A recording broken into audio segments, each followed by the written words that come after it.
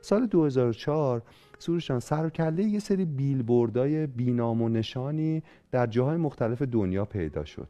نه علامت شرکتی رو داشت نه هیچی، توش مسئله در واقع انگار نوشته شده بود. بیلبورد این بود متنش: اولین عدد اول که به صورت پیاپی در لگاریتم ای یافت می شود .com. خب همین یه بیلبورد اینجوری بود. بعد خب خیلیا که عملا کاری باش نداشتن، بعضی کنجکاوتر بودن و بعد میرفتن پیدا میکردن. وقتی این اولین در واقع عدد پیاپی پیدا میکردن، به یه عدد 10 رقمی .com میرسیدن. این دامنه یه سایتی بود که میرفتن توش. تو اون سایت یکی دو تا معمای دیگه وجود داشت که اینو بعد حلش میکردن.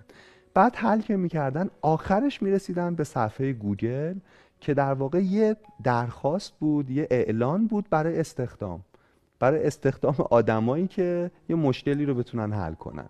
ببین چقدر جالبه. یعنی شما فکر کنید با این روش اینا کنجکاوترین ذهنایی که درگیر حل مسئله‌ان، فکر میکنن، ساده نمیگذرن، ول نمیکنن و پیگیرن، اونا رو تونسته بودن پیدا کنن و از این روش بهتری برای استخدام نبوده. میدونید من میخوام بگم ما انواع معماهای مختلف رو کنارمون میبینیم ولی خیلی ساده از کنارشون میگذریم، چون یاد گرفتیم عملاً کنجکاوی چیز مفیدی نیست. میدونید هنوز پژواک که خواهی نشوی رسوا همرنگ جماعت شو خیلی پرتکراره. میدونید جماعتی که همه همرنگ همن اصلا اندیشه درش تولید نمیشه. اندیشه حاصل تضاده.